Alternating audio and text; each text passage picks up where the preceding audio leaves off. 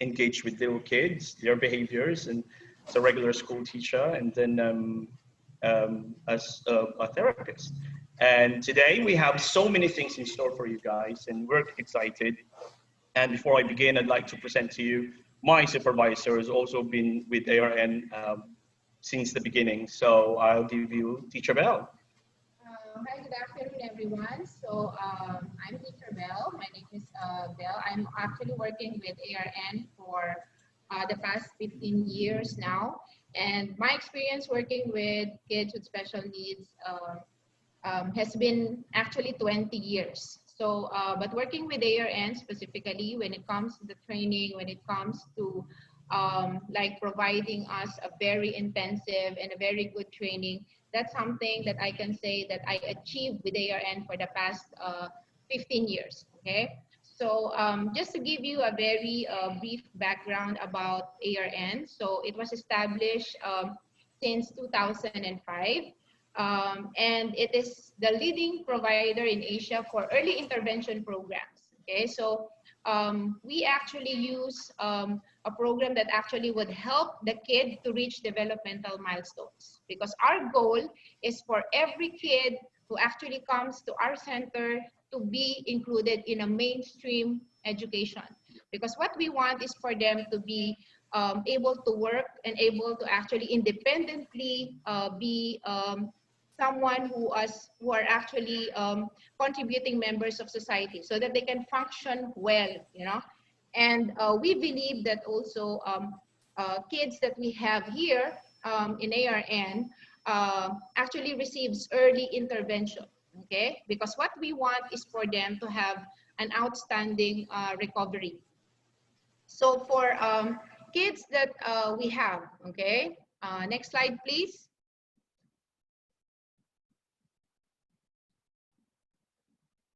All right, so Dr. James Partington is the leading expert in verbal behavior. So he is the person who we have been working for the past 20 years as well, okay? Since ARN started, okay?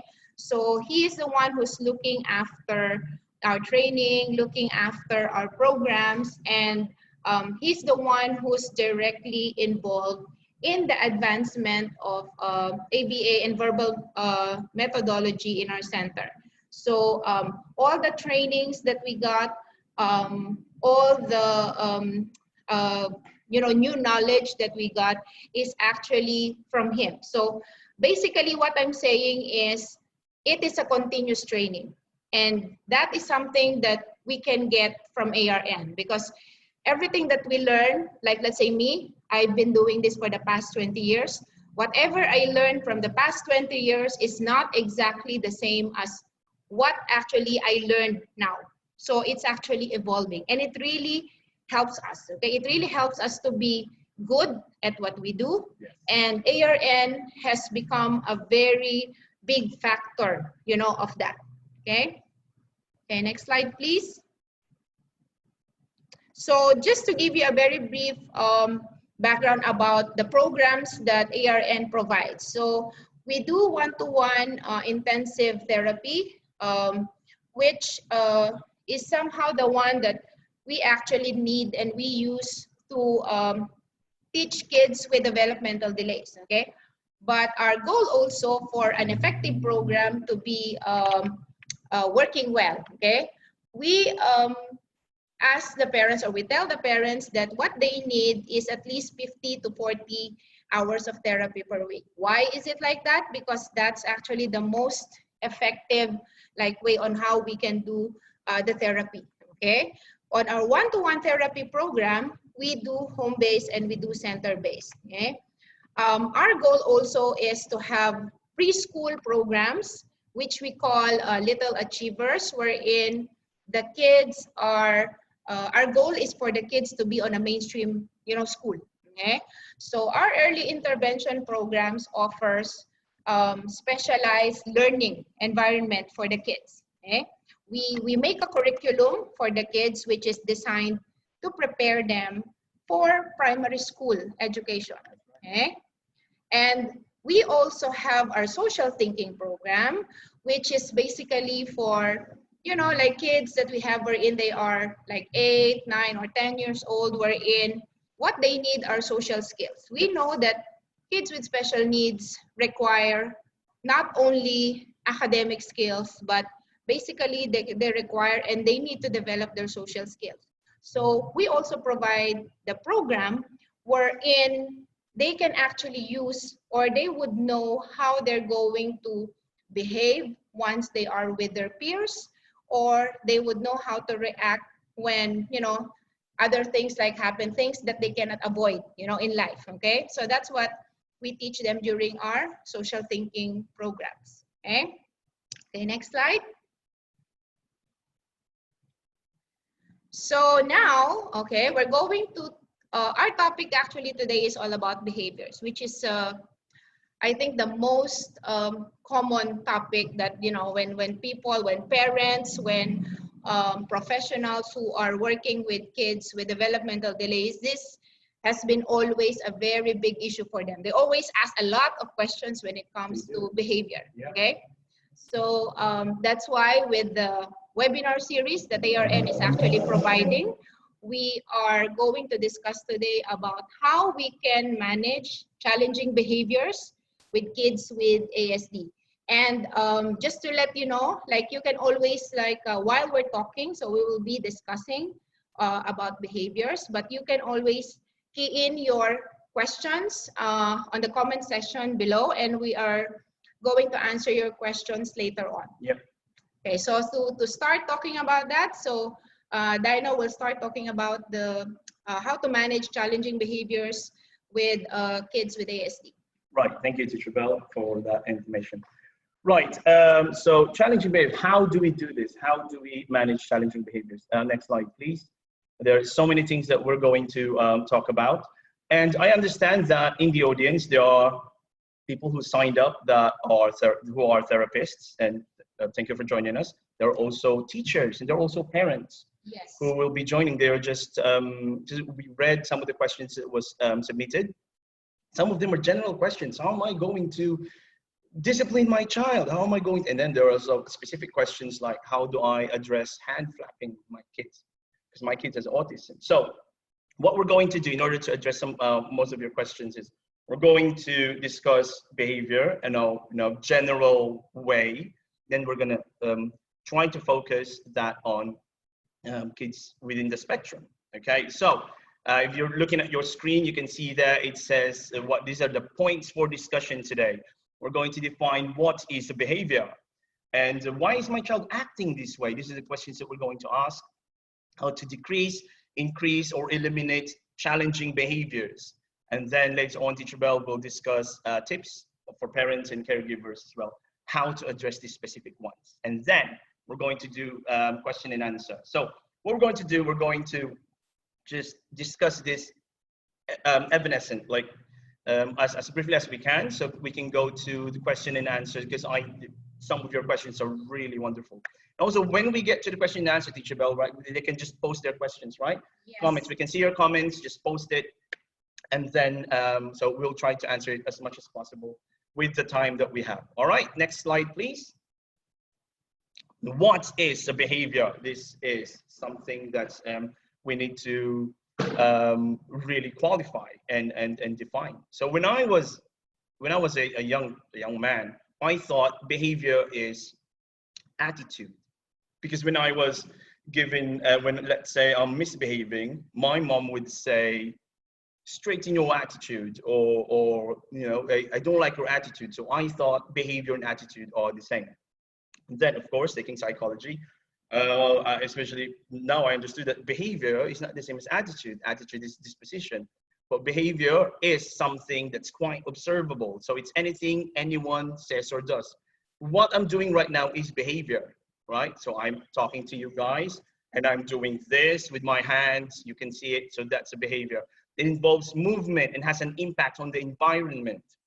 And it's influenced also by environmental events, and it can be observed, described, and recorded. So anything that's observable is a behavior. Let's say a child walking like this is a behavior. A child flapping hand is a behavior. A teacher talking to a webinar is a behavior. anything that you can see, okay? So if you're going to go back to your developmental and educational psychology, there are different theories of learning, and there's cognitivist theory and behaviorism and all. So what we're going to talk about today is focusing on behavior, which is observable. Okay. Next slide, please. Right. So now we're going to answer the question, why do behaviors occur? And to do that, I'm going to give back the stage to Teacher Bell. All right. So why do behaviors occur? Okay, when we talk about behaviors, just like what Dyno said, the first thing that we actually remember is behaviors are somehow all those negative things that kids are actually doing. But in actuality, behaviors can be anything that we do. It can be positive, it can be negative. Although, honestly speaking, most of us are always giving our reaction based on the negative behaviors, okay?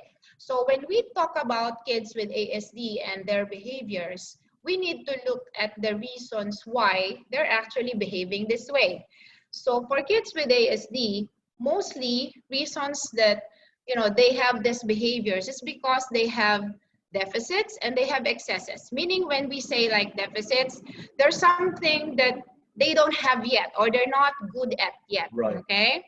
And when we say excesses, that means they have a lot of that, okay? It's more of somehow, if there's a normal, like range for most of the kids with ASD, they have even like higher, than the normal range, okay? So let's talk about the deficits first.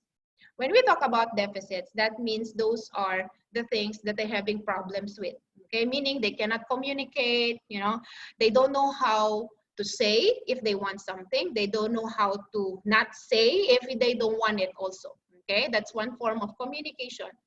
Another deficit also is deficit in social skills, okay? They don't know how to play, they don't know how to communicate, interact with other kids, so it becomes a problem for them. That's why they feel upset, they misbehave because they don't know how.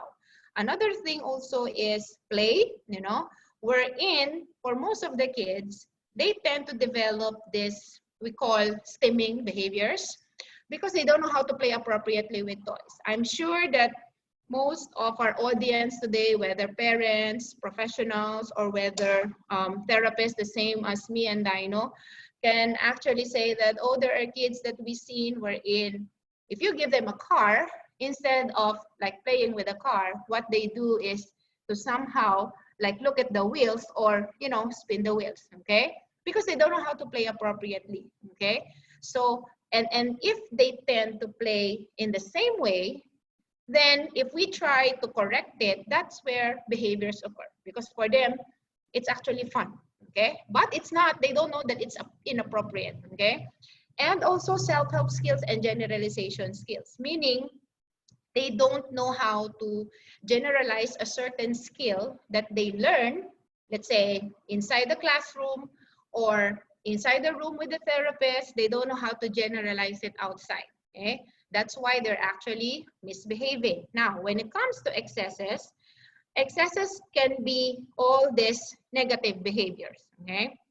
Because if they don't know how to communicate, which is part of the deficit, most probably they would have all the excesses, which is like on the, the right side, the list of, activities or behaviors that they don't have. Meaning they can be disruptive because they don't know how to communicate.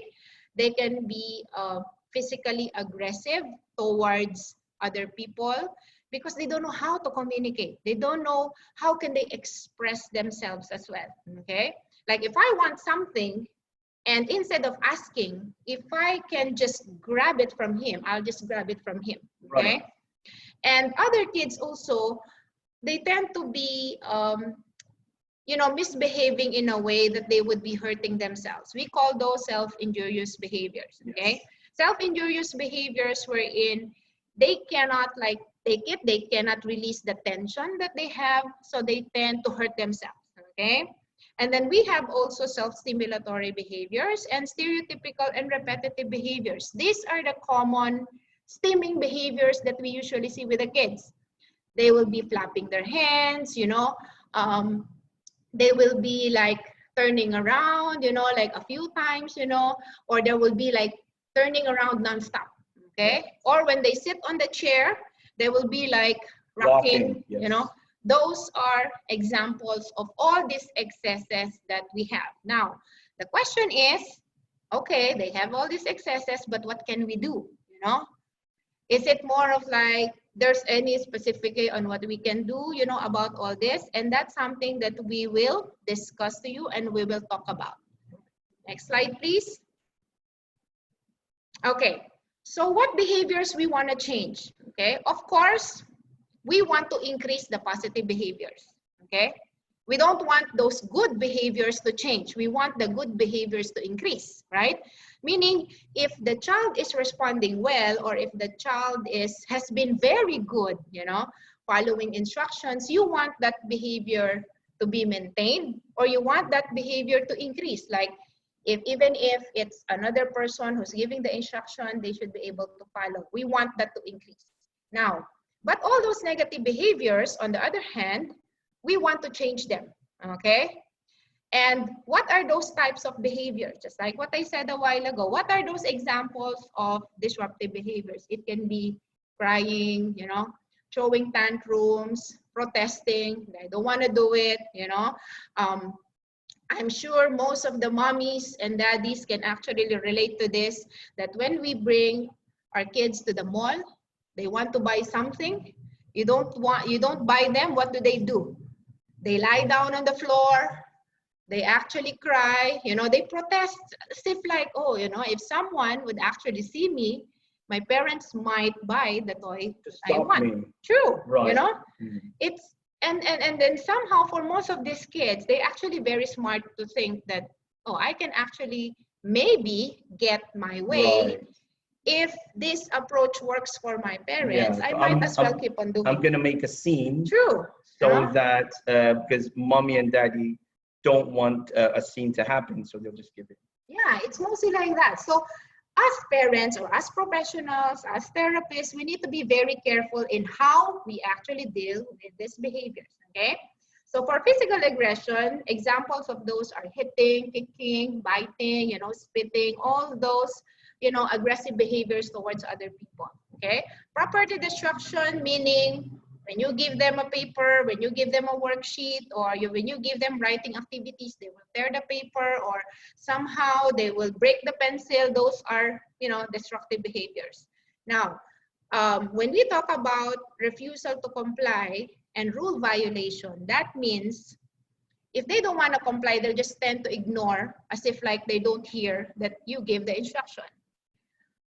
Or maybe one thing also is, you know, they don't follow the expectation, but we need to actually check, okay? Are the expectations clear on their part? Because most of the time, we set the rules, we set the limits, but do we even check whether it's clear for the kid? What is expected of them? True, you know, it's something like that, That's okay? True. Yeah. So we need to analyze all those, okay? Next slide, please. Okay, so teacher Dyno will talk about, these are basics, okay? This is a basic way on how we can check, you know, whether, how do we address the behavior later on? Okay, so for a behavior, a particular behavior to occur, it doesn't happen on its own. It actually has, it's a model if we're going to check that. So if you're going to look at your screen right now, you can see the ABC model. Okay, A, of course, stands for antecedent, B is behavior, and C is consequence, right?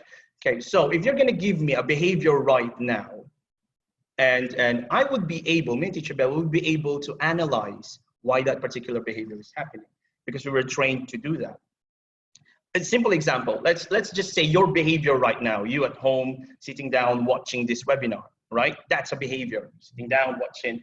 And what could be the antecedent of that? The antecedent is what triggers the behavior. You were invited, you saw a like, there's a talk about, a webinar about how to address challenging behaviors. So you got curious. That's your antecedent, what triggers the behavior. And then your behavior right now is sitting down watching this webinar. Now, the chances of that behavior repeating would be connected to the consequence.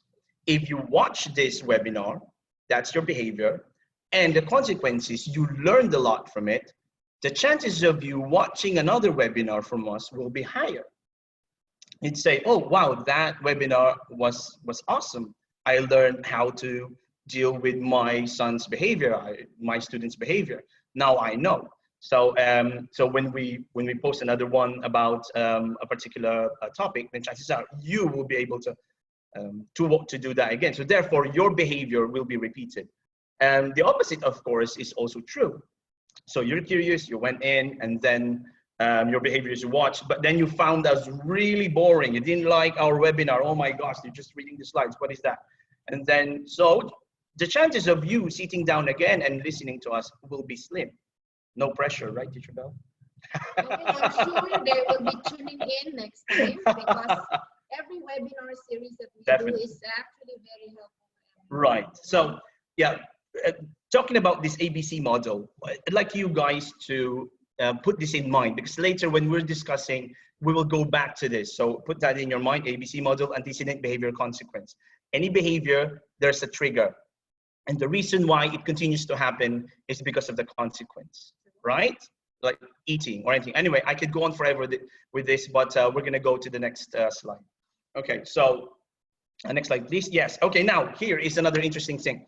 What are the functions of behavior? When I started to become a behavior therapist, this is a mind blown. What is that term? Mind blown. Yeah. So I was. It's like too much information. Yeah, it's like wow. Okay, so that's okay. So here it is. We're gonna discuss it passing first, and then we're going to break it down.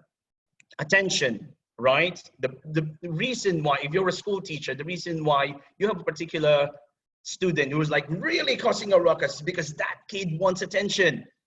That particular student wants attention. So you're discussing. So it happens to me many times when I was a regular school teacher. And then one person will crack a joke and everybody will laugh, right? And then my class will be disrupted. And so if that happens, so if you're going to analyze the behavior, cracking jokes, and then everybody laughing, that's attention seeking, isn't it? Right? So how are you going to address that? We're going to discuss that later. And then access to tangible items or activities. So Teacher Bell also mentioned that a while ago. Let's say you want something. Let's say Teacher Bell is my mom. And I want something. Let's say I want her iPad because I want to watch something. So my behavior would be grabbing the iPad, right? So then I have the iPad, or maybe just using a better behavior, just asking. And then mommy gives it. So my chances of asking nicely again will be higher because of that behavior. It was reinforced. It was rewarded. The behaviors were rewarded. And then self-stimulatory behaviors. These are, if you're a therapist of ABA, you'll be able to understand that when you call stim, oh, he's stimming. This is a short term for self-stimulatory behaviors. That means it's something that is internally felt by an individual. So let's say a couple of years ago, it was the first time that I had my molars taken out when I was at the dentist. And then, of course, the dentist has to numb it. Right? So I couldn't feel this side of my face. So I keep on doing that. So while I was walking, because I want to feel it, that's why I do that, right? And when I do that, when I apply pressure to it, I can feel something. And so I'm stimulated. I'm self-stimulating myself, right? So that's why if you have a child with autism and your child is doing that, it might look strange. But for your kid, for your child, it could be reinforcing because, oh, when I do that, oh, my vision is changing and it looks so cool. Or rocking. Oh, is my vestibular like, oh, I want to feel. So for a neurotypical individual, it might look strange, but for them, it's as simple as, let's say, tapping your toe when you're waiting, or doing this when you're right. Or playing with a pen. Right, playing with a pen. We all do it. We all do it. Yeah, it's just different degrees. Okay. And then escape or avoidance from a demand, right? So let's say I'm about to I'm a father and I have kids, and whenever I'm going to tell them, I teach them remotely. So when I say, okay, open your IXL on this particular topic, and it's math, and then my daughter would be, oh no, Dad, and then she would be like, oh, because she wants to avoid the demand. That's another function of behavior, right?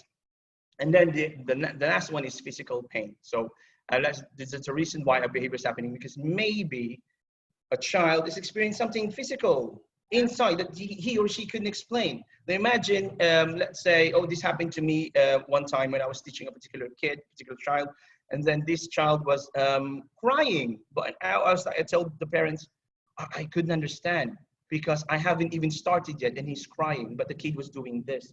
And then the dad has to inform me, oh, he's having like tummy ache or something. And so we weren't able to go for the session, for the therapy, because you couldn't teach a child calculus if he's suffering diarrhea or something, right? So we gotta take note of these behaviors, right? So the behavior is happening because the individual wants attention or wants something, or he's just entertaining himself, escaping from unwanted demands or physical pain, right? And now we're going to discuss it more thoroughly. Next slide, please. Okay, so let's say getting attention, right? So the antecedent strategy, we talked about ABC, right? So if you want to arrange to modify that behavior, because we individuals, we don't have buttons to push. Let's say, oh, you're too noisy, I push a button, you shut up. So how are you going to modify a behavior? By arranging the antecedent or the consequence. So in this particular topic, and what is the antecedent strategy for doing attention-seeking behaviors? So there has to be a higher level of attention for good behaviors. Okay, so and then of course you have to rearrange your environment so that the teaching or the behaviors wouldn't happen. Okay, so and then of course you have, if the way of the child to get attention is something that you don't like, it's inappropriate, you have to have a replacement behavior. You're going to teach that instead of the not so good one. So you could teach him how to request attention, request help properly, and then you praise the child when the child is working well, or maybe greeting. So let me give you an example. For example, I have a student who, whenever he comes in our center, he has a weird way of saying hi. Instead of saying hi, we would pull arms, and he would get attention, but in the wrong way, right? So it happened in it happened at home, and then it was brought here. So when this child was starting, we taught him how to do that. What we did, we blocked every time he would grab, we would block it, and then we would immediately replace it with the expected behavior. Say hi. Let's pretend his name is Kevin, right? Kevin, say hi. And then all the people here in the center are trained to ignore any disruptive behaviors, ergo the pulling, and then focus on the positive one. Hi, Kevin, good saying hi. So later on, this child learned how to greet and get attention in a positive way, because all the disruptive behaviors were ignored. Therefore, he's not getting the attention that he wants. And then we taught this child, if you do this, you get the attention that you want. If you do the proper behavior, greeting, saying hi, good afternoon, instead of pulling hair or anything or something, right? So I have so many examples to discuss about. That's one of the on top of my head, which is, and it works. After a couple of months, you'll see, oh wow, okay, he's not doing that anymore. Okay, and extinction would mean is what is the right strategy there? Do not provide attention to the disruptive behavior. So let's say if we're going to go back, so I understand that not all of us are therapists. So let's say a classroom teacher. Let's say a child is cracking jokes, right? And if you give attention to that student, you verbally reprimand that child. The child might go, I'm sorry, ma'am, I'm sorry, ma'am, I'm sorry, miss. But at the back of that person's mind, he would be like smiling because he got attention from the students and from the teacher. So the chances of doing that could be, a bit higher. Yes. So yeah, it happened to me before, and it just, I talked to the student, and I talked to the class without this person, and I said, class, if he crack another joke, and then you guys laugh, so I gave them a consequence. I can't remember anymore. And then, of course, they didn't want it. So the next time this student cracked a joke, nobody laughed. I am telling you, it worked. So if you're a classroom teacher, use your creativity, but you have to analyze the behavior, cut out the consequence, arrange the antecedent. Right? Next. Yeah. Next. Access to tangibles. All right. So access to tangibles. If you want something, right? Okay. So access to reinforcement, of course.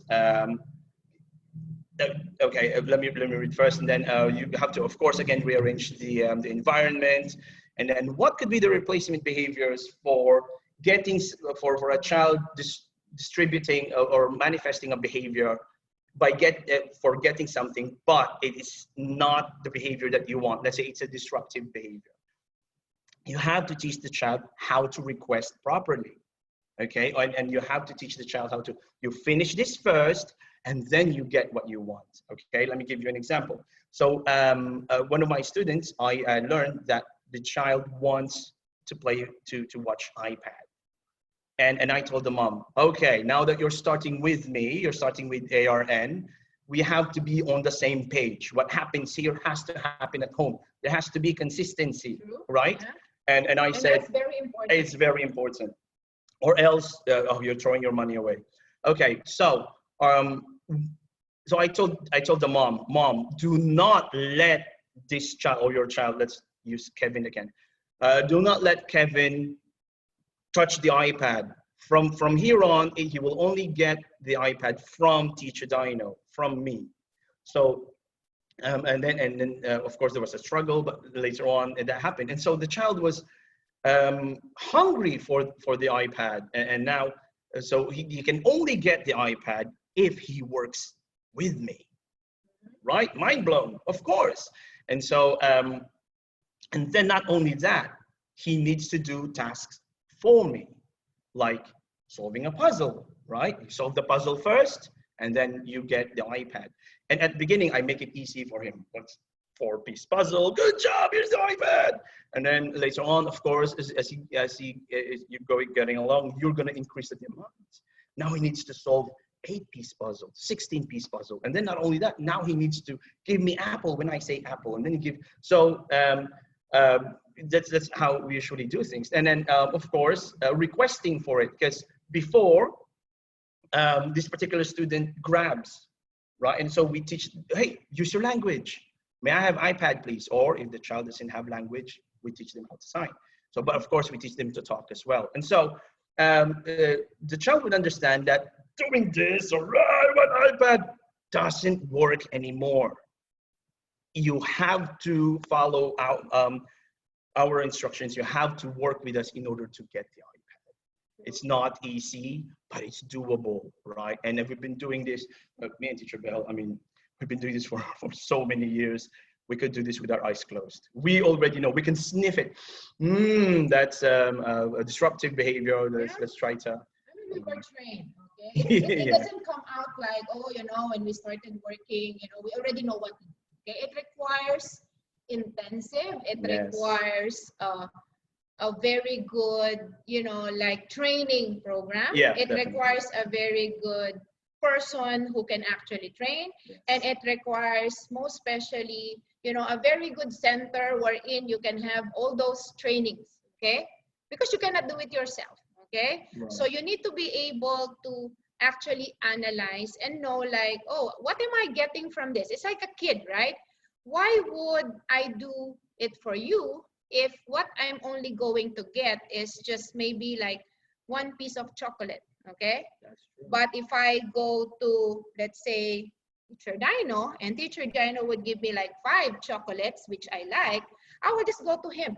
Yes. Why would I go to, you know, mommy, wherein mommy will make me the same amount of tasks, the same amount of work, but I only get one, okay?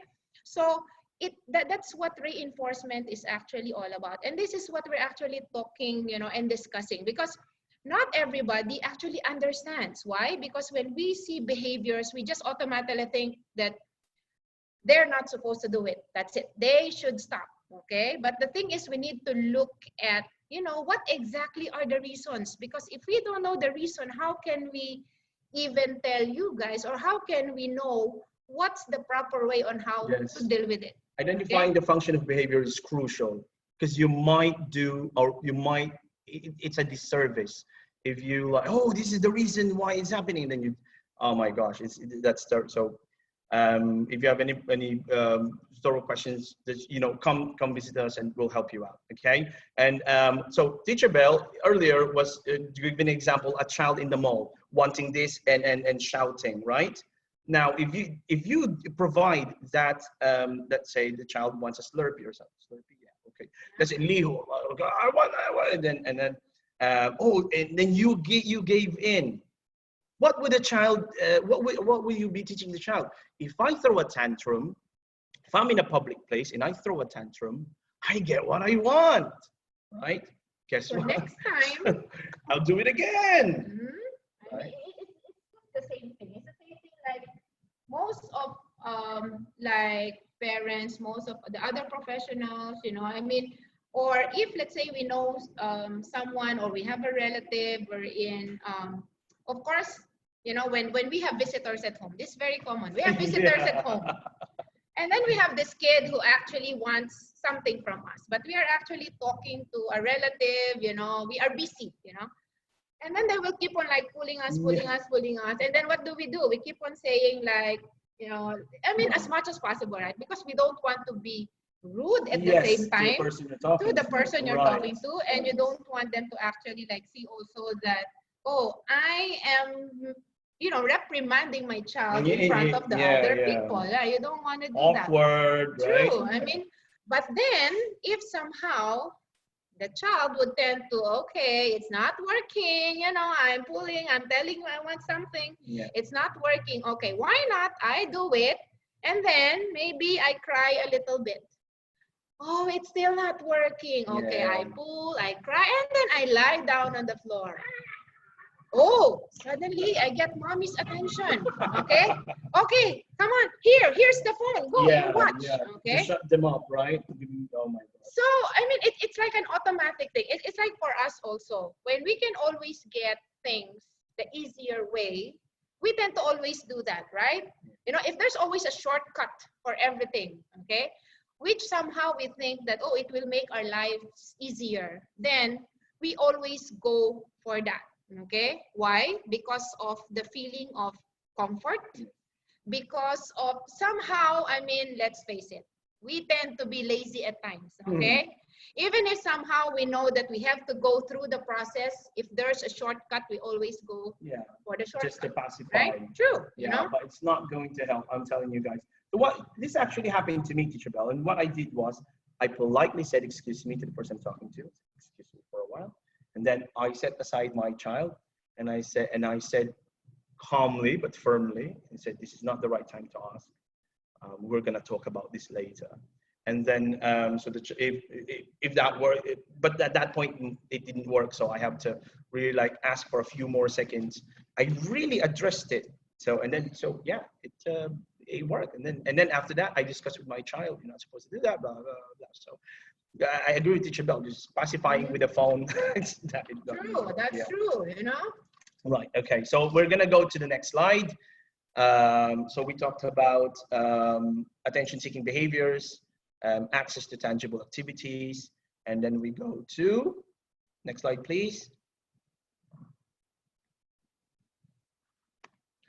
Escape avoidance, all right? So escaping from task. Teacher Bell, go. Okay, so escape or avoidance, this is something like, you know, kids, if they don't want anything, what would they do? They walk away because they want to tell us, like, I don't want to do it, okay? Here, You know, I mean, a Singapore way is more of like, most of the kids you can hear that, the one, I don't want, you know, I mean, they're doing that, right? Or, you know, for other kids also, they will always say like, wait, wait, wait. But the wait is like how long, okay? Why are they doing this? Why are they giving all this excuse? Because they want to escape, okay? They want to avoid, okay? If they can actually, you know, like skip not doing it, they would always skip, okay? Now, how are we going to work on this, okay? So we have like strategies wherein before that behavior happens, let's say, for example, you know, you tell them to do something. You tell them, okay, come on, it's time to take a bath. But then they're still watching their favorite, let's say, cartoon or TV show. So they will always say like, wait, 5 more minutes, wait, okay? So how are we going to actually go about it, okay? Like even before, if you know that, oh, it's again bath time. So there's already a history from the child, like every time we go bath time, and it just so happened that, let's say the favorite, cartoon is always at that same time. Let's say if the kid goes to school 7 in the morning, and then let's say, okay, they will watch something before that. So it just so happened that, you know, bathing time or taking a bath is always happening at that time wherein I was watching my favorite show. So what are we going to do about it, right? So first thing, what we can do is we can reduce the attention that we're giving to the child. We need to check, right? Are they avoiding because somehow they like the feeling of they get all the attention from us, okay? Or if it somehow involves more of the activities, like let's say school homework, or let's say we ask them to, let's say, like answer worksheets, you know, I'm sure like we have like teachers and other parents who can relate to what I'm saying. What we can do is we can decrease the difficulty level, okay? Meaning we make it easier for them. Okay, we make it easier for them.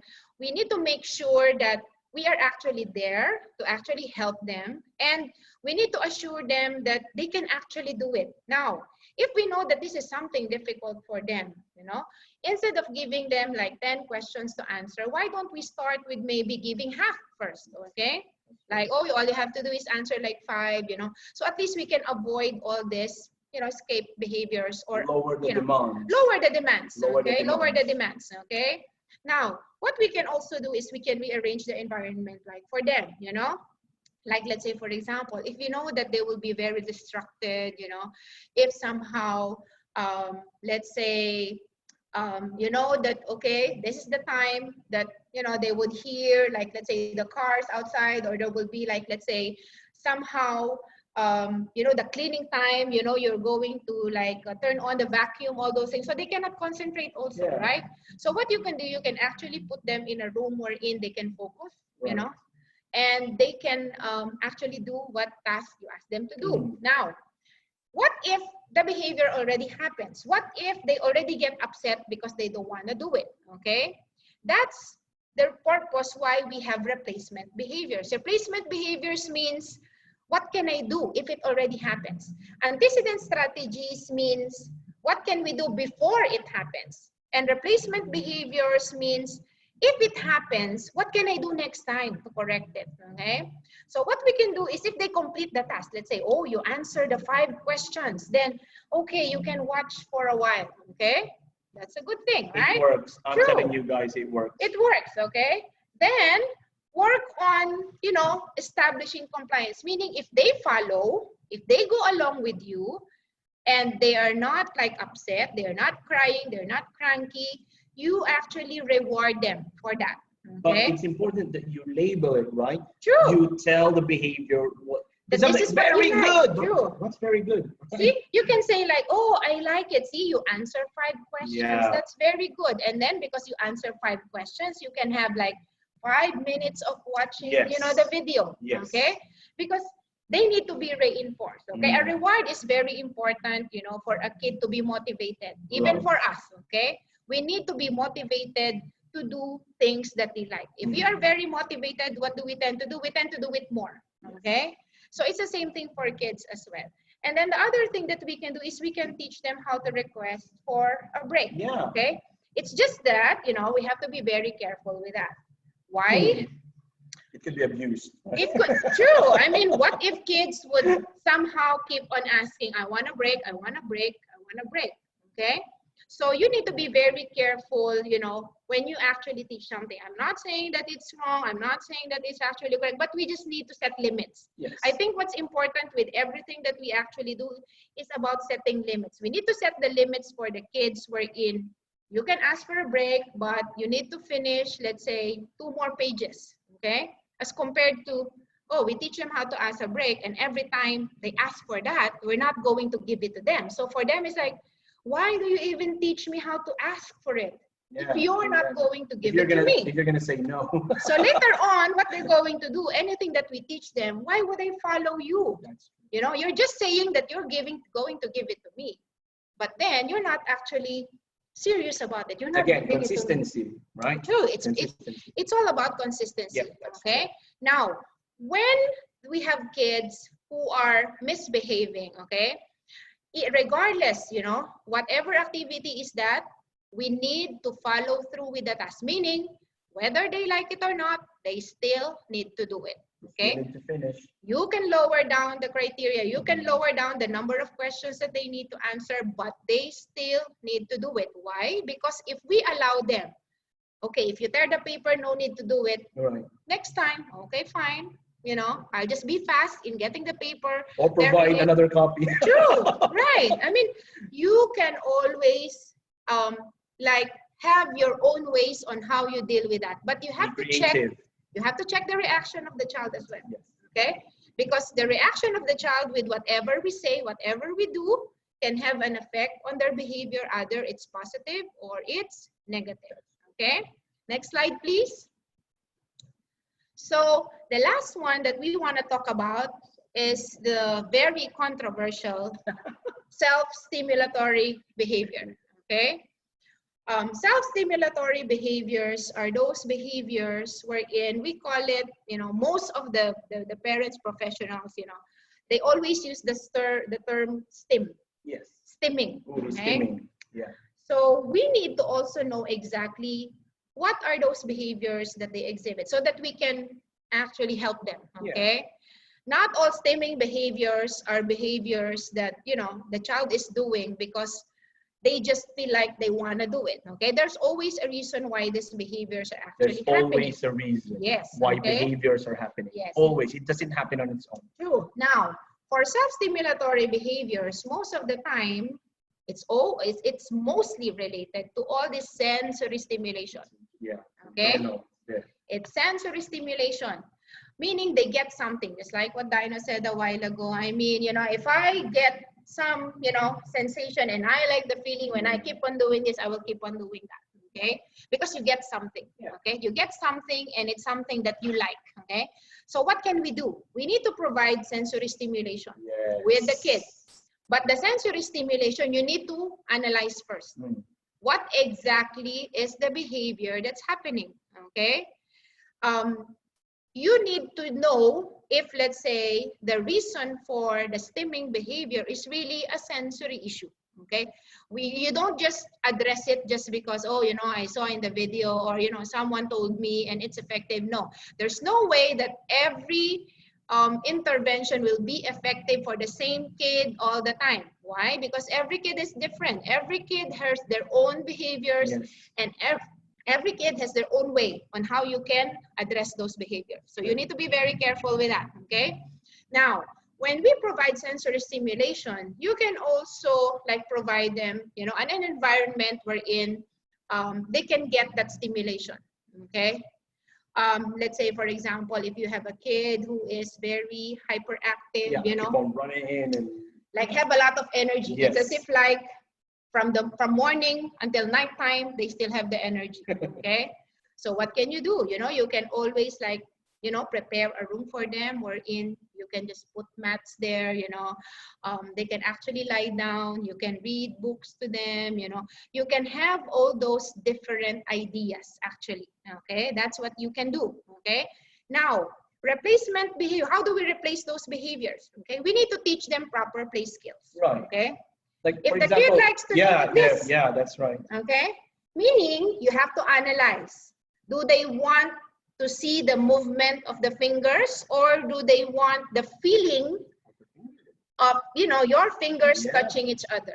Okay, you cannot immediately, oh, the kid is doing this, fine, give a squeeze ball. No, you have to analyze. Okay, because sometimes you might be over stimulating.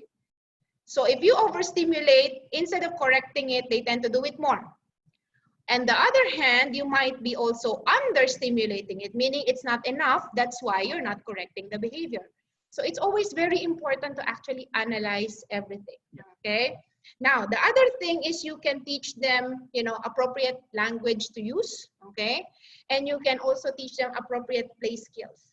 Okay. That they can do by themselves, you know, like let's say, you can give them this beads, you know, that they can actually like, you know, string, you know, one at a time, you know, you can actually do that. You can actually give them also, let's say those therapies, Play-Doh, you know, wherein they can make the small animals, you know, that's what you can do. Okay. Now, if let's say there are kids who are somehow stimming, okay, let's say flapping hands, you know, doing all this, what can we do? If we are not giving attention to the stimming, what can we do?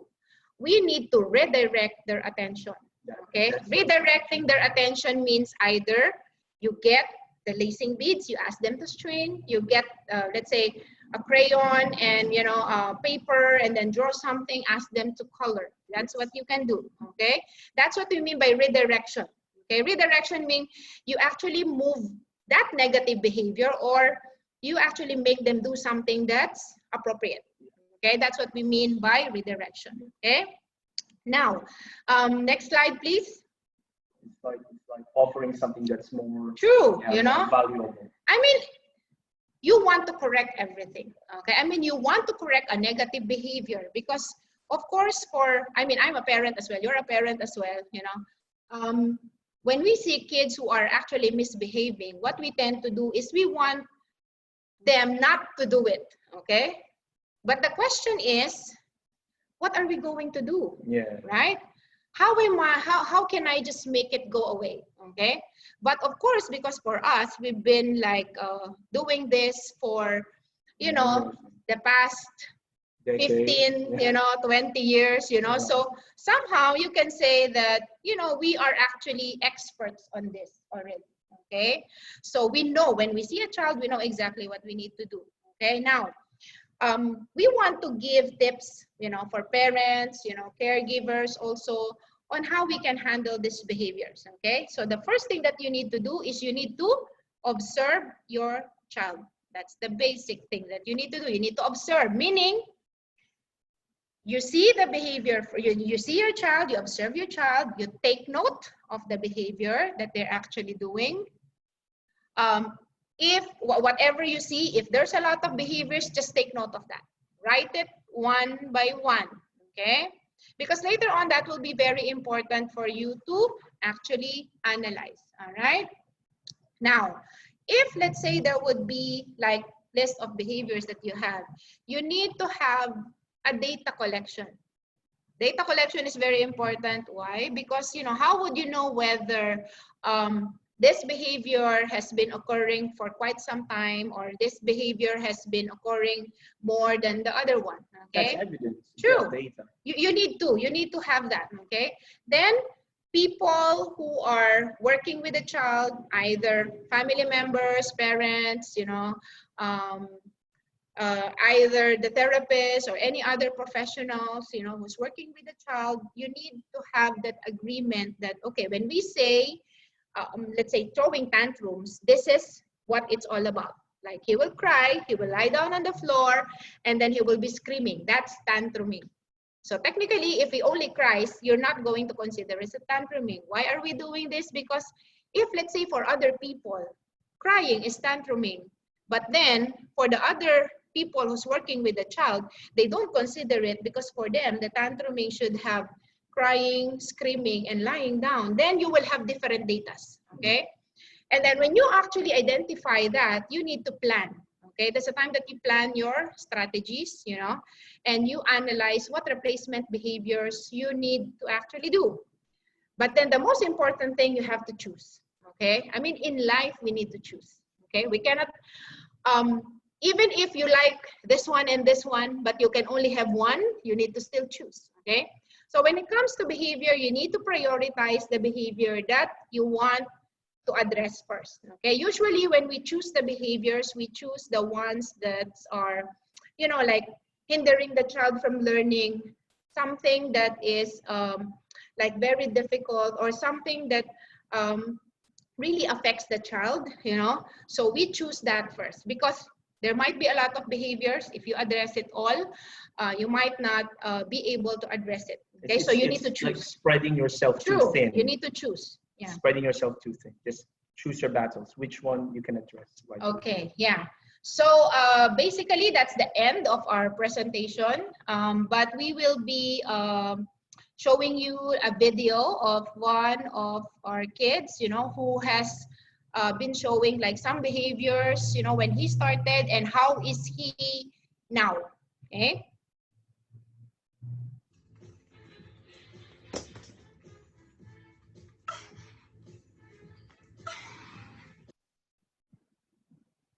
Okay, so just to give you a very big background about this behavior. So this is like a stimming behavior, right? So this child, every time he sees anything, literally anything, okay? Either shoes, you know, like string, anything, okay? He would start to actually shake it, flip it, play with it, okay? So that's how he is even before we start the therapy with him, okay? So can you imagine, like, you have a child the whole day, so long as he's awake, this is what he actually does, okay?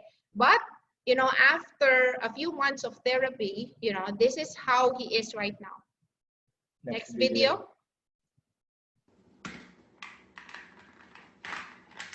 Wow, that is trying to sort fruits by color. Yes. Someone.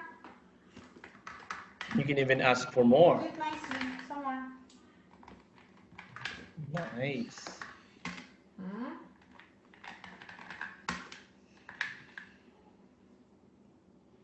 Nice, very good.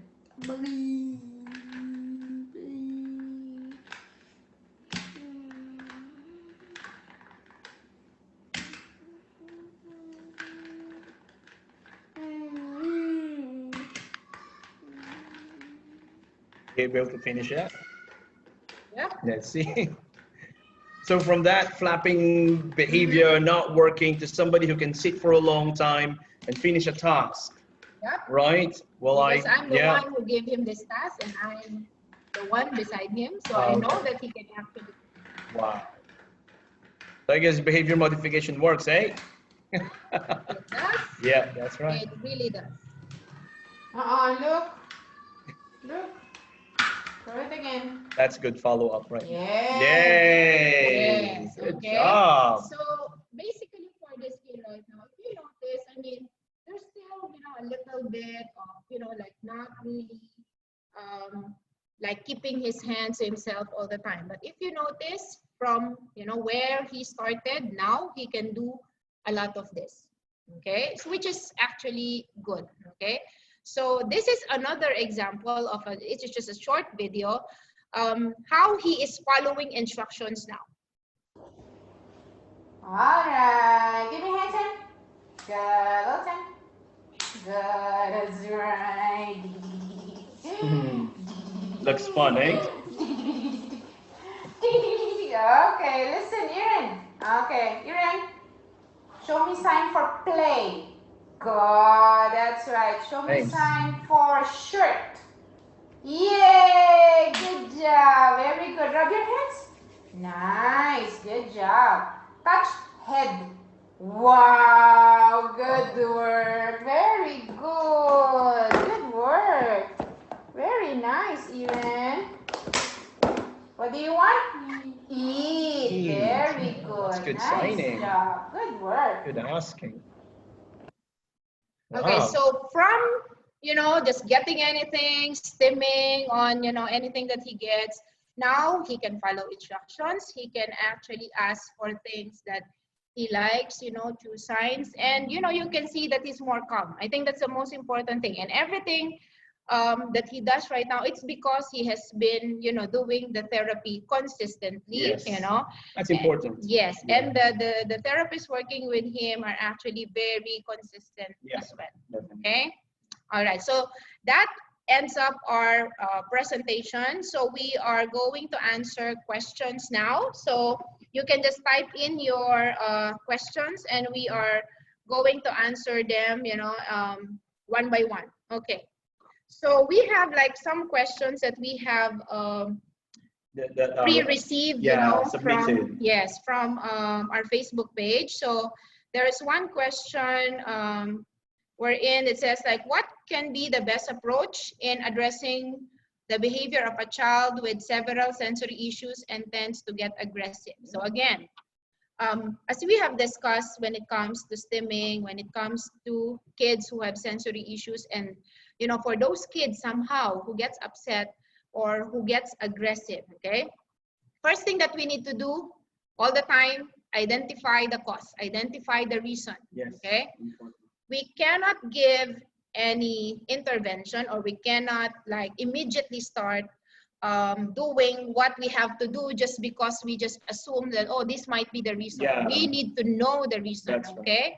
but of course, for whoever is the person who's going to deal with the aggressive behavior, first thing that you need to do, you need to be calm. Stay calm. Okay, yes. Okay, you need to praise the child when they're actually being good. Okay, but then you have to know the triggers also, like what actually triggers the child to be aggressive. Okay, if you know that somehow, let's say for example, you know that loud noises like triggers the child, you know, and they tend to be aggressive because they cannot really like take it. So what you can do is you have to know the trigger. If the trigger is actually the sound, then as much as possible before it happens, you might need to somehow bring the child into a room wherein the noise will not be that loud. Yeah. You can actually do that, okay? Or for other kids who are verbal, when we say verbal, those kids who can actually express, interact, communicate, you know, you can teach them, you know, to express their emotions, okay? Like, what's happening? What do you want? You have to talk to them, okay? Talking to them is actually very important also. But this is for kids who can somehow like understand. Mostly the kids that we have who's going for the social thinking, this is what we actually do with them, okay? We actually ask them, or we tell them, okay, how would you feel right now? Okay, if that, if the other kid like did something that you don't like, if the other kid like pulls your hand or pulls your shirt, like what will you say to the person? And in return, how would the other person react to it also? Okay, so again, it depends also on the child. It depends also on the level and severity of the behavior. But again, first thing, you need to identify the reason first. Okay. I'd like to remind everyone watching right now, we got 54 million views right now. You can type in your question right now. Do it now, and then we will answer them. Okay. So another question that was thrown at us is, what is actually applied behavior analysis? Now, this is a really huge topic to discuss, so I'm going to oversimplify it, but the core is still there. It's basically a scientific method. I like to stress that, because what we're doing right here is scientific. So just last week, we have a couple of kids here who came and we're teaching them how to play together, because they're just within themselves, they like to play alone. And so we structured the environment, we made sure that they'll be able to play together. And then I can't forget what the parent commented when that happened, because I was trying to arrange things. Oh, let's try this, let's try that, let's try that. And this mom said, wow, it's like we're conducting a science experiment here. And I said, oh yeah, we are, because we tried to see which one will work. And then it worked. Both parents were happy because these two child managed to play together in one without being aggressive, without being solitary. So that was a successful thing. So applied behavior analysis is a scientific method first and foremost. It's not quack. Okay, it has been out there for a very long time. And that's why we're still in the business, because it works. Okay, it's basically analyzing a behavior and what you learn from that, the antecedent behavior consequence. And then you apply the principles that the data that you acquired in order to modify the behavior. That's applied behavior analysis. You can see this in consumerism, you can see this in the corporate world. But what we're doing here is the principles of behavior modification, of ABA, we're using to teach children and make their lives better. That's ABA. That's the kind of ABA that we do. It's verbal behavior.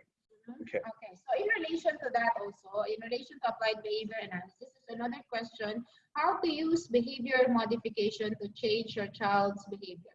Okay. So again, we need to identify the behavior first. Okay. We need to identify what behavior we want to change. What behavior are we actually dealing with? Are we talking about? Now, you need to also choose the strategy that you want to use. Okay. That's most important. Okay. Now, other thing is you need to also identify what reward, what reinforcer to use, because it's very important. Remember, you are correcting a behavior. So when you are correcting a negative behavior, the child should be able to get something when they demonstrate the positive behavior, because you want to increase that positive behavior, right? So you want to reward it. You want to reward the child for doing the positive behavior, okay? And then you use that, you use that reinforcer to change that behavior. That's how behavior modification works, okay? We have a couple of type-in questions. This is from Miss Leona Lam. Okay, so she said, what can be done if a student runs around in class during teaching time? Right, so again, that's like what Teacher Bell was saying, we have to check the function of that behavior. Is there a need for this child to run around? Is this attention-seeking behavior? That means, does he do that too in order to get attention? So when he runs and the student will be, the classmates will be laughing, and then he will get attention. So it's important, Miss Leona, to try to analyze that behavior. Try to see, is this a physical need? Is a child need really to run? If so, you might want to provide that access, that opportunity for the child to get that sensation before the class starts. You could talk to the parents, like, could we do like a gross motor activity before you bring the child here, or whatever. But that's basically what we would do. We would try to analyze the behavior. Yes, true. Okay. Another question is, my child has visual stimming, how to replace it or redirect it. Okay. When we say about visual stimming, that means, like, let's say it's either the child likes to look at something glittery, something that lights up, Yes. But it's called stimming, or somehow if the child will keep on looking at the item, that means they're getting something from it, right? So what can we actually replace that with, okay? Or how can we actually redirect, okay? You need to check first, what exactly is a child looking? Is it the lights? Is it the movement, Because the way to address it, the way to replace it depends on what exactly does he like to do, okay? If it's more of like the movement, okay, what you can actually do with that, we have these toys wherein, when you press it, it actually spins and then there's lights, okay, which is appropriate. But of course, you need to check the age of the child as well, okay? It doesn't mean that, because this is a replacement behavior that we provide, any toy is actually fine. You need to check, is it age appropriate for the child, okay? Now, another question is redirecting curing stimming permanently, okay? That's a good question. That's a very good question. Meaning, if you redirect the child and you teach the child what's the appropriate behavior, does it actually cure the stimming permanently, okay? I wouldn't say that, the term cure is the more appropriate term, but I would say that somehow what you can do is actually to stop, okay? Because when you say curing, that means, the child will not be able to do it anymore, okay? Which is something that we don't know, okay? Because again, there are triggers, okay? But we don't know. True. It's happening in them. When we have kids like this, triggers are something that we cannot really foresee all the time, okay? We would only know the triggers once we analyze the behavior or once the behavior has been happening for quite some time, okay? So for us to be able to say, like, whether redirecting actually helps, yes, it actually does. Why? Because when you redirect, okay, you are replacing the negative behavior with the correct one. Okay? So meaning you're not actually giving the child a chance to do the negative behavior because you want to replace it with a positive one. So if the child is always doing the positive behavior, definitely they will not do the negative behavior anyway, right? Because what they're doing now is all the positive behavior. Yeah. So if you look at it at long term, if you keep on doing the replacement behavior and it actually works for the child, that means at the end of it, the child is not doing the negative behavior anymore. So technically it will stop, okay? So if curing is the term for that, I would say that if it stopped, that means he's not doing it anymore. So you are successful, okay? That's another strategy could be offering something that's more attractive to the child, like a highly, forgive me for being a bit technical, a highly reinforcing item or activity other than the stimulatory behaviors. So, so that the child will be like, oh, I'd rather do this, let's say this toy that makes sounds that mom gave me, rather than making the sound myself. That's just an example. So let's say the child, he likes to do this, and it looks strange because it's like, right? So, and then let's say the child, the mom gave a toy, a tangible toy that when you press, it makes the same sound as well. Now, maybe that could be more attractive. And so what happened was the need to do this is cured, because now he gets the sensation of the clicking sound by playing with the musical toy, which is more appropriate. Okay. So there is also one question wherein how to handle children who don't take disciplinary action seriously. Parenting 101. Yes, it's parenting 101. Okay. First thing is you need to set expectations and you need to be clear with that. Remember, it's a disciplinary action, meaning there will be like pros and cons that goes with it, right? But you need to set your expectations, okay?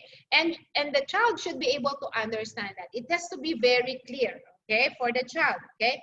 Don't punish them, don't punish them, but set limits, okay? Yeah. You need to set limits. Punishing is something that doesn't work for a child because it somehow just make them feel like, I'm not, good at what I do. So you don't want those feelings to actually occur, right? So you need to also listen to them, okay? You need to listen to them. You need to provide attention with that.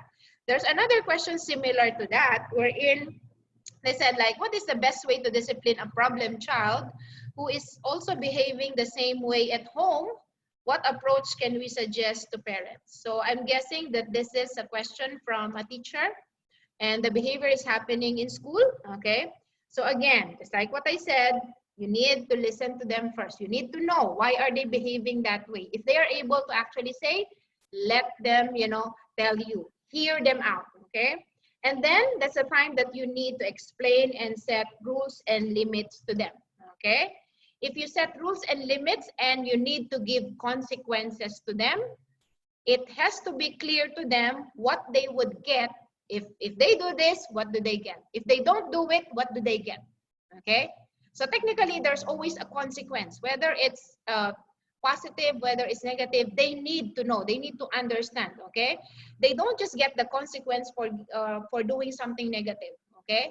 But it has to be clear to them that if I don't do it, or if I behave well, I also get something. Why? So that at least you want to increase that. Okay. Yeah, I'd like what you said about this particular thing because because I grew up in an Asian family, and sometimes it's quite normal for us to give more attention to a misbehavior rather than a good behavior. So becoming a behavior therapist, I learned that positive reinforcement works better. So I try to focus on that and say like, so we were trained to look at the good behavior and say, oh, wow, that's good job doing your math homework. Or I like the way how you controlled yourself when your brother annoyed you, but you did not give in. So you have to make it clear what good behavior they did. Okay. Yes. Okay. Then how to handle a toddler with tendency to hit or bite when frustrated. technically speaking, biting, when it comes to like toddlers would actually like do that because it's like some form of like sensation. Now, the other question is, when are we going to say that it's not okay anymore to actually do that? Okay?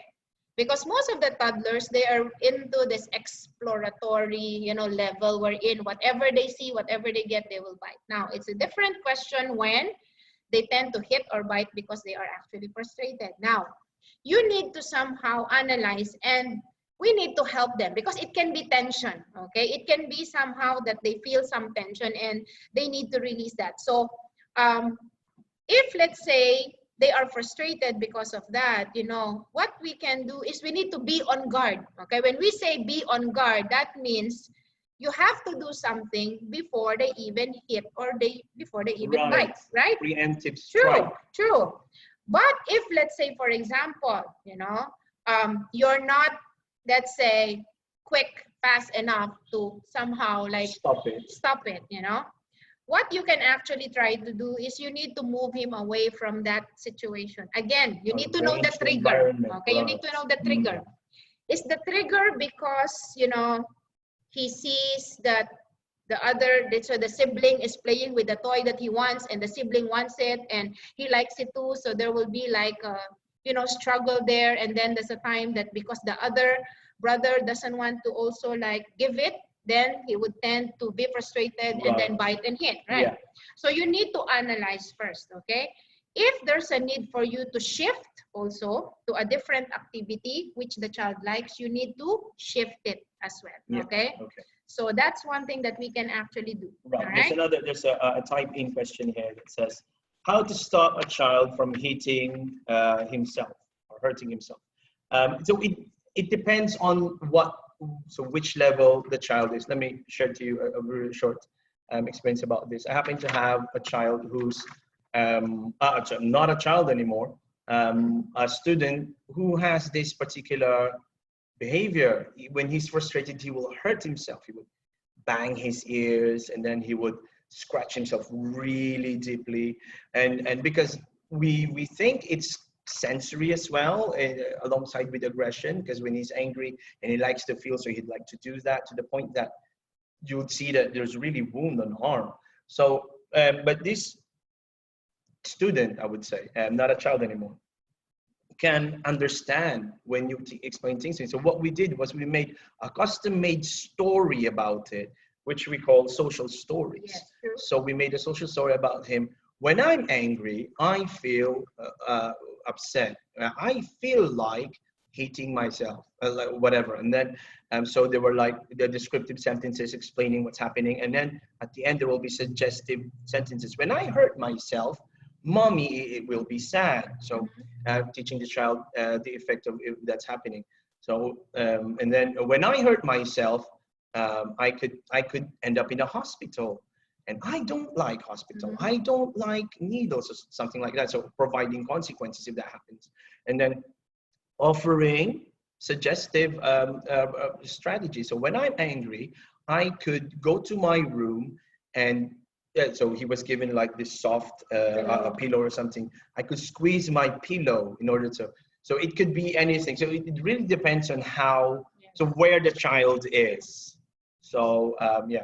So it's the same thing as, one of the questions that we have, let's say, what are the strategies to help children who show violent behaviors to others? I think it answers like the same, it's the same question also. So you can actually try what Dyno said. Right. Then one more question is, when kids are not attentive or not listening to the dad or the mom, is it advisable to raise parents' voice to cut their attention or ignore them? The answer is no, a big no. All right. Nagging or ignoring, which one is better to do if kids misbehave? Okay, this question is multi-layered. Let's try to dismantle it. First and foremost, shouting, it doesn't work. I mean, if it works, then that means that behavior is reinforced, and you might need to shout every time that your child misbehaves. So I'm so blessed that I am in this profession, that I can do the principles of behavior modification with my own parenting. So there was this one time that my child was shouting at me. He wanted to drink milk. Okay, so if I'm not, let's say I'm not a behaviorist, but we're trying to win him off the milk already. We want him to drink in a cup, and then he said, "Daddy, I want milk. Daddy, I want milk." And so we were taught how to ignore those disruptive behaviors. So I was just silent. I said, "No, you're going to drink milk."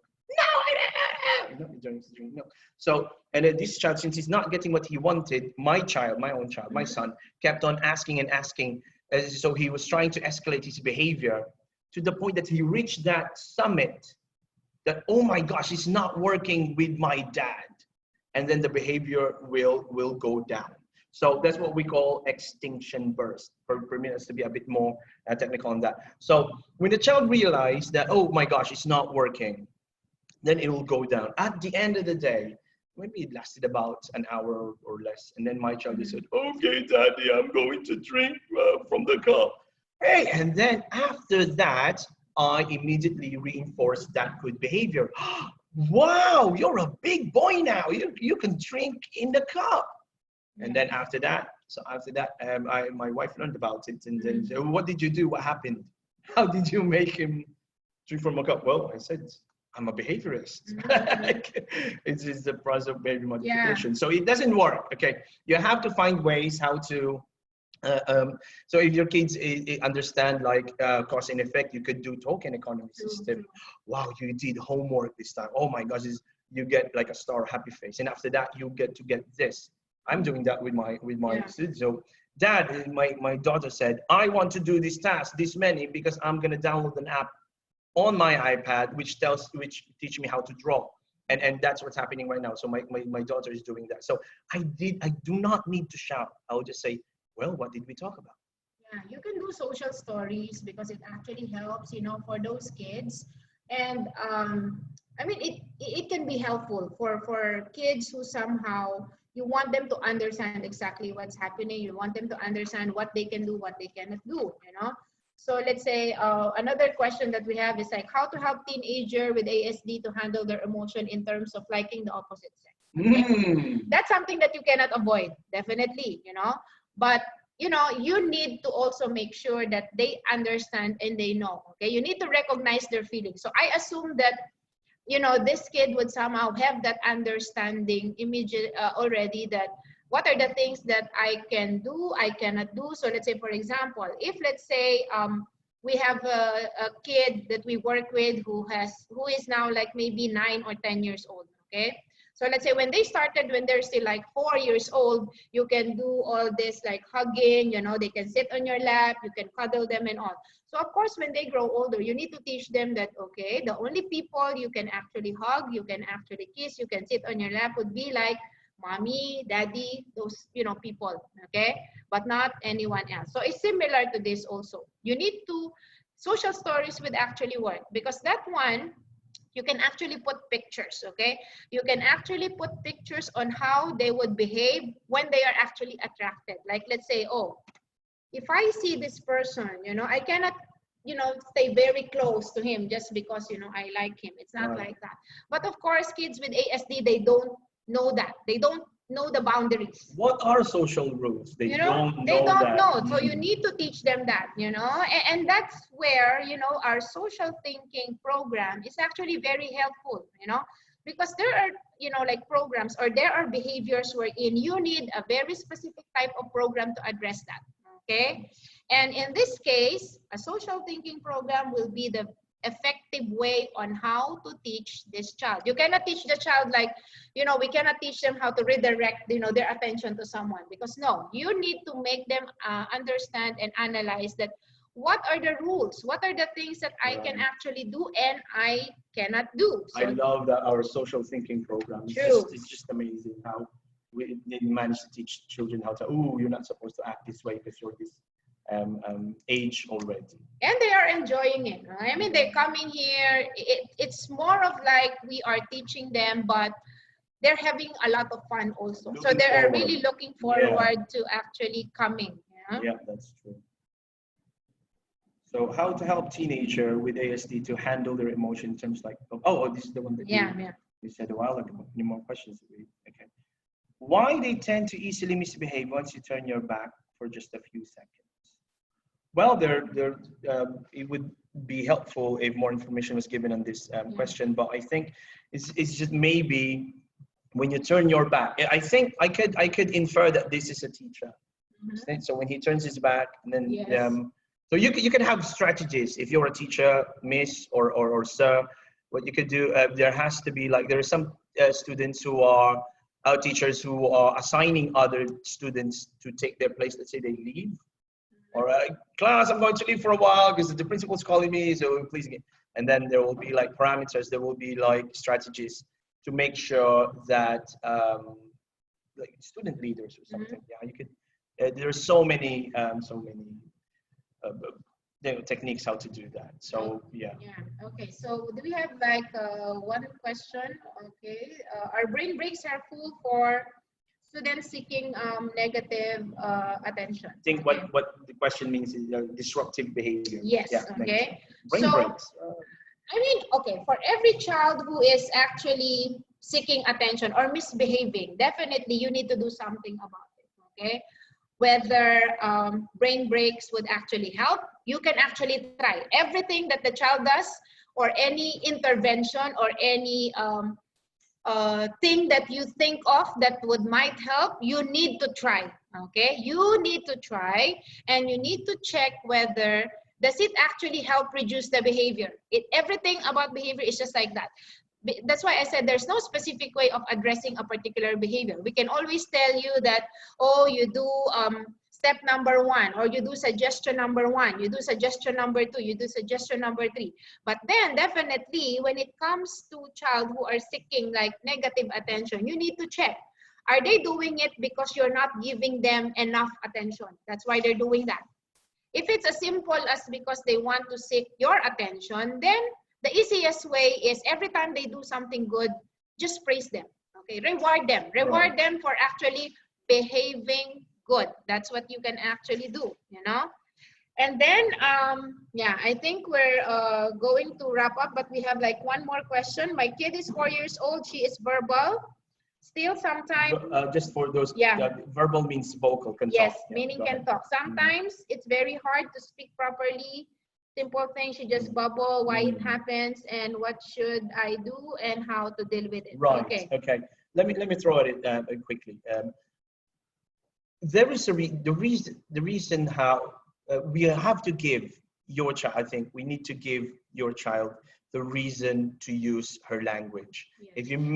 If you make language like a requirement, then the child doesn't have a choice but to use her language. So let's say, oh, now if the child wants this particular thing, then she needs to say this particular phrase. I do understand the questions because we have students who can really like say a lot of things, but when it's time to request for something, the child doesn't speak. So I guess what I'm saying is try to make the talking functional.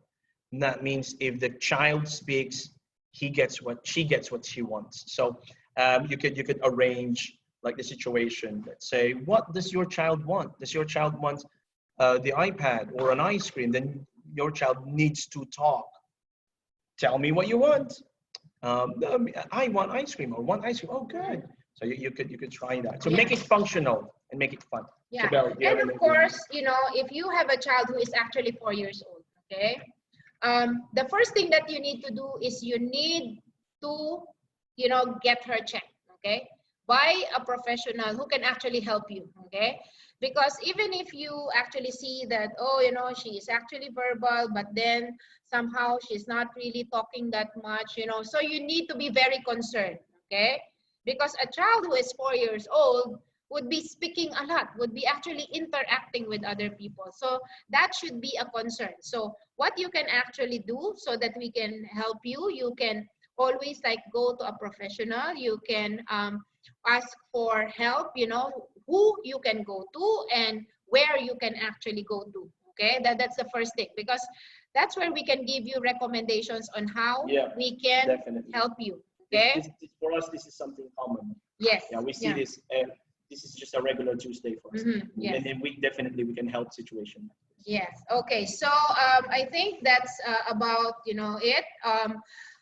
You can always like reach out to us. Our email address, and our phone number is flashed on the screen. But we want to tell you also that on the 29th of August, we will have another series of our webinar. Yeah, what is it going to be about, Chabelle? Okay, that would be about language, speech articulation. So one of our therapists who is also trained as a speech and language pathologist will be talking about how we can help kids who are having articulation problems, kids who are having like communication problems, Speech delay. True. So that would be a great, time that you can spend again with us, and for sure, 100% we're telling you, you will actually learn a lot from it. Okay. So, yeah. So we will